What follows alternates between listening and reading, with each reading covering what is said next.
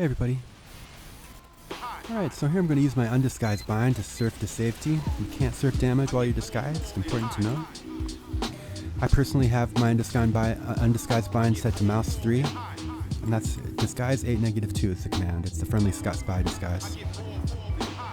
Now I noticed that this pyro is putting a lot of energy into looking for me, so I'm going to try and keep that going. Anytime you get a player that's dedicated solely to hunting for the spy, that's just one player down, full time basically, because all he's doing is flaming thin air instead of teammates or pushing the objective. It's basically like fragging him over and over again, so I'm going to do my best to stay alive here and keep him in that state. And the more people looking for me, the better.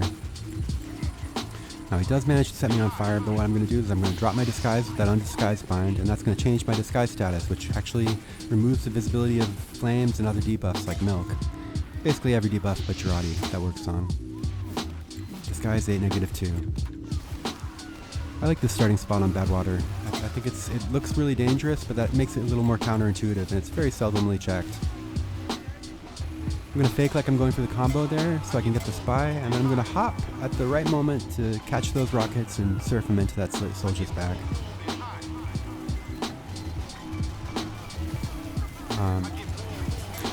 Yeah. Often a good idea not to immediately redisguise so you can surf damage like I'm doing here into your targets. And yeah, get a little strafe stab on that medic, similar to the one I got in that pyro, and yeah, keep my disguise down so I can surf to that soldier's back once more. Mini sentries are really great for surf stabs. The damage is low and consistent, so I can be pretty confident about how it's going to move me, and yeah, surf it into that scout for a little speed boost there. And I'm going to surf that rocket into the soldier's back by hopping at the right moment. Yeah, I like close corridors like these in this room in Harvest. Allows you to get the momentum on and kind of get the jump on people for stabs like those. Lucky I didn't get crit by the medic there. The crit rate on the Uber saw is very high, so I'm a little more careful around medics than I am with like the Senji, who's a gunslinger and can't get a melee crit on me. I'm gonna fake like I'm going for a teleporter camp here, but yeah, actually going for that stab. And instead of going back to that exit, I'm gonna actually try and camp the entrance.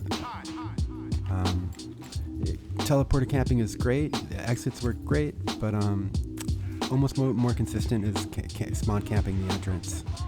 And then once you go through, you can go ahead and camp the exit too. But yeah, check this out. I'm disguised as a friendly here, so I don't have voice lines. I don't want my character yelling out, hey, the cart's moving back, and alerting people to my presence. Plus, I don't want them seeing me with spawn wall hacks. And in certain cases, I don't want to be able to have my damage be surfed. And finally, the other nice thing about having a friendly disguise as opposed to being undisguised is that it makes disguising go a little bit faster. Disguising from scratch takes 2 seconds, whereas changing your disguise only takes half a second. So yeah, a number of advantages to using the friendly disguise in situations like this.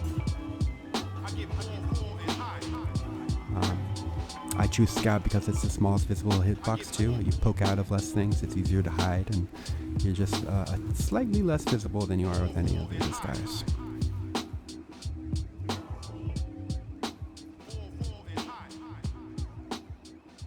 There we go, one more teleporter camp, and now let's go for the teleporter frag. But I hear a pyro coming, we get out of the way, and we're gonna have to go ahead and go for a corner here.